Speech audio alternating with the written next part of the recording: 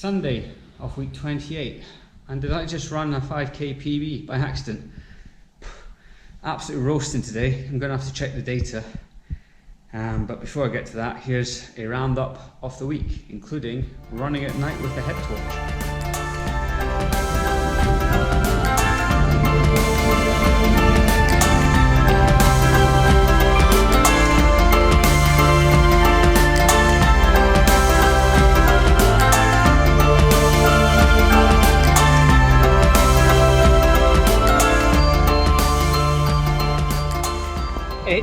It is Wednesday of week 28. I just came down to this beach by a lake and just been playing around with the power meter. Got the Stride power meter on and making use of the WKO5 software. So I did a couple of intervals of different lengths, really, just playing around with it. Did a session yesterday and my legs weren't feeling great, so today I did like an 18:52 minute interval and like just under 4, just under 2, different power outputs. It's so hot, and yeah, first time I've run flat in a long time. But it was 32 degrees in the shade when I started. God knows what it was in the sun, but there was a bit of wind, so that helped keep me a bit cooler. We're going to get a recovery shake now, then head home, back up to the mountains where it's cooler. It is Friday, 2 weeks to the day of UTMB, and today is a dress rehearsal. By that I mean I got up at the time I'm planning to get up on race morning. I've had the same breakfast, I've had the same lunch, and at 6 p.m, the race start time, I'm going to be doing my long run for the week. So it is very much trying to replicate the last kind of 8-10 hours before the race, just to check everything works well, and that I'll get to the start line feeling full of energy but not over full. So that's been the plan for today. I've been looking at my carb intake for the last 48 hours to make sure that my glycogen stores are well topped up but not overdoing it, so not been eating loads and loads. It's all about just managing that. Ultimately, this run is basically the last run of any kind of length that I'll be doing. It's 3 hours that I'm aiming for, and it's all about just those final little tweaks. Anything which still isn't quite right, then I really need to refine that, and that comes down to not just the kit but also nutrition as well, hence doing the breakfast and lunch as I plan to do on race day. So it's all been quite bland, boring food, if I'm honest, but it is worth practicing that just to make sure it all works, because a 6 p.m. start is quite rare for me. Normally I run in the mornings, so if it was a morning race, morning start, I would know what I'd be doing, what I'd be having the night before. It's tried and tested. However, with the 6 p.m. start time, it's the first time I've ever done a race that starts at 6 p.m. Lavaredo last year started at 11 p.m. and that was quite a tough start time really, because you had a whole day to fill. So 6 p.m. will be slightly better, 5 hours less of hanging around essentially, but it will mean, for example, I won't be having an evening meal beforehand, and it's all about giving myself enough time between lunch and the race start and adjusting that appropriately, and then making sure, as I said, that I'm also not going in feeling hungry. I don't want to be having something that's going to spike the blood sugar just before the race start and then go off too hard, for example. So it's just about managing that. So as you say, dress rehearsal and just refining all these final little points. Now, one thing that means is potentially I may have to use the head torch with a 6 o'clock start. According to my watch, sunset tonight is at 10 to 9 here, so it may be required, probably won't.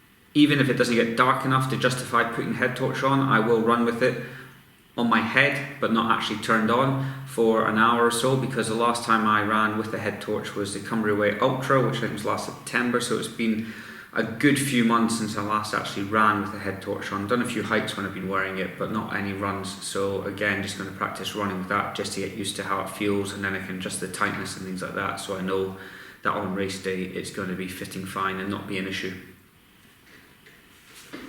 All set. That's just a few minutes after 6 o'clock, so we're going to get going and hopefully do a good 3 hours running pretty strongly. Legs aren't feeling fantastic this week, first week of taper, they never do, and HRV was quite low towards the start of the week, but it's kind of picked up, looking a lot more positive this morning. So all being well, should be able to put in a reasonable effort, because I'm hoping to run at a heart rate that will be very similar to the start of the race, with it being higher due to nerves and excitement. So that's the plan, to try and run a bit harder than I normally would to recreate that first hour or so. Just over half an hour in, just had first thing to eat, and heart rate's currently 123 on this climb. Legs are restricting the speed I can climb at, so it's good. Cardiovascularly obviously recovered well, averaging about 9.5k an hour at the moment, and feeling pretty good.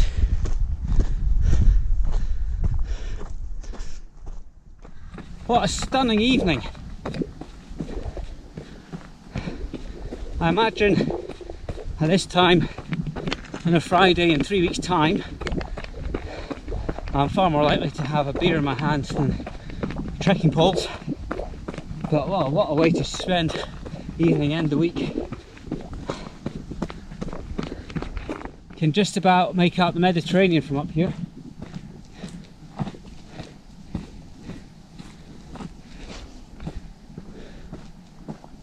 Away down that valley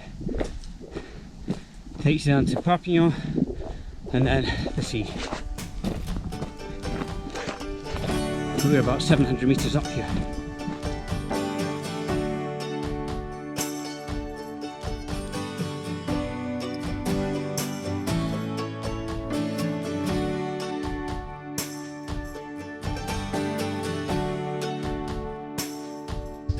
Still doing okay speed wise. Just try and maintain a reasonable speed of what I think I might be doing at the start of the race, so not going flat out. Got into zone 2 once or twice, but I don't think I've been in zone 3 for the whole run, which is good. Back down off the mountain, heading through town. 2 hours 25 in, so doing alright for pace. Average speed's increased after that descent. Time to put on the head torch. That was tough. All the cafes and restaurants were full. The smells were amazing, and I'm running past, feeling hungry.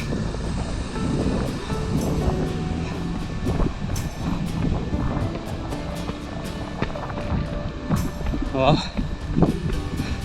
got some food waiting for me at home, including some homemade ice cream, or frozen yogurt I should say, because I thought I'm going to get in really hot and sweaty.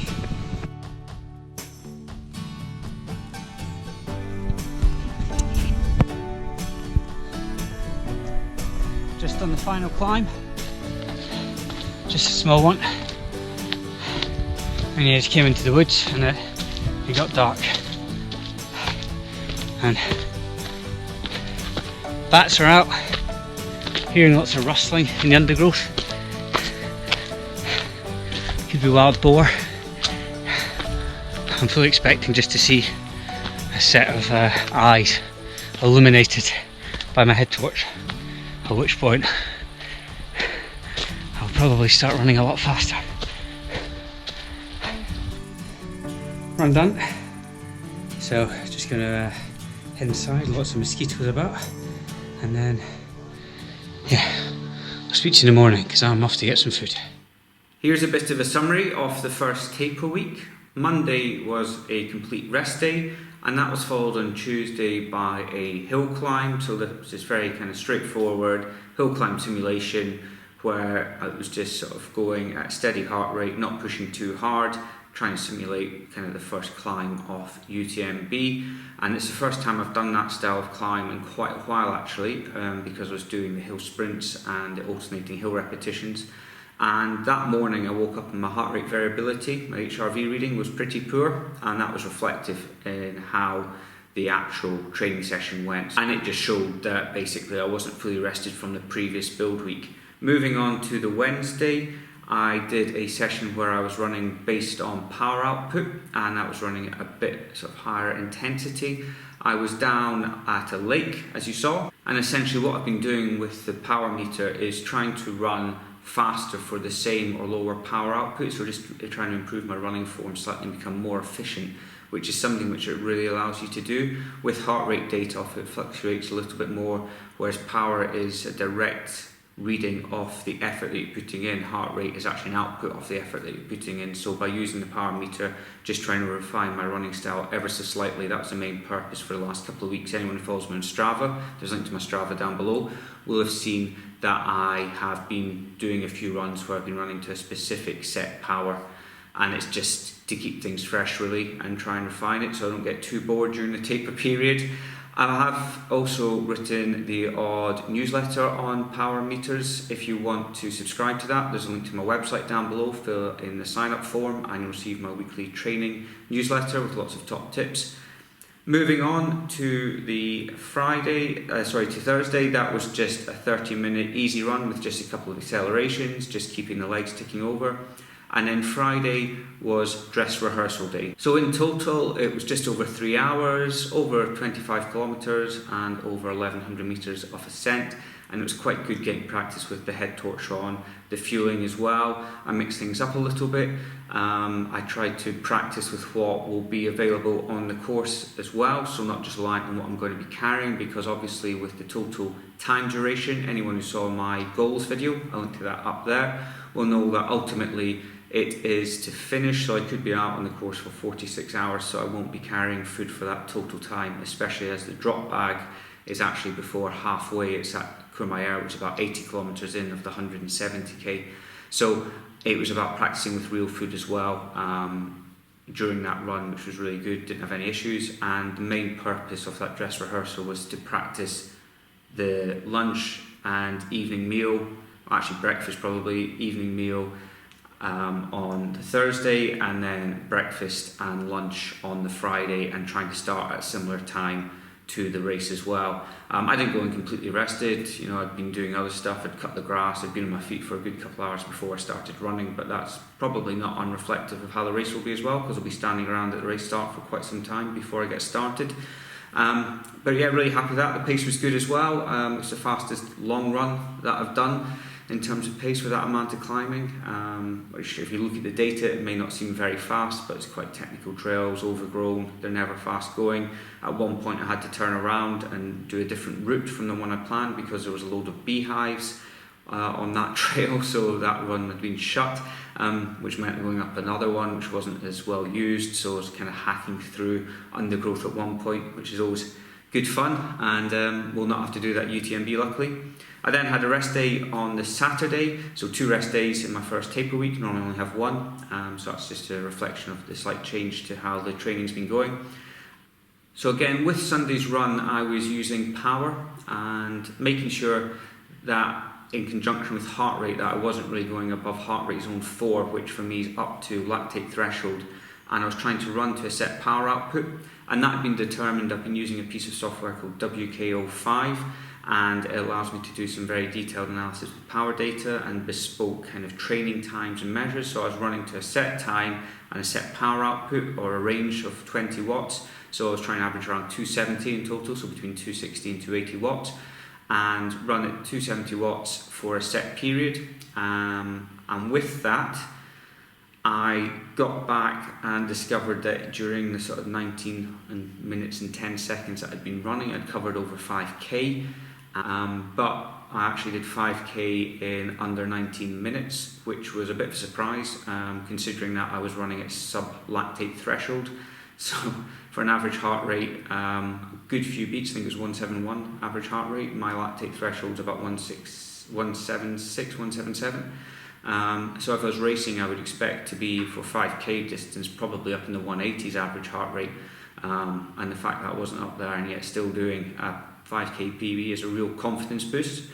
Again, I think it comes partly down to using that power meter as well and trying to improve my running efficiency.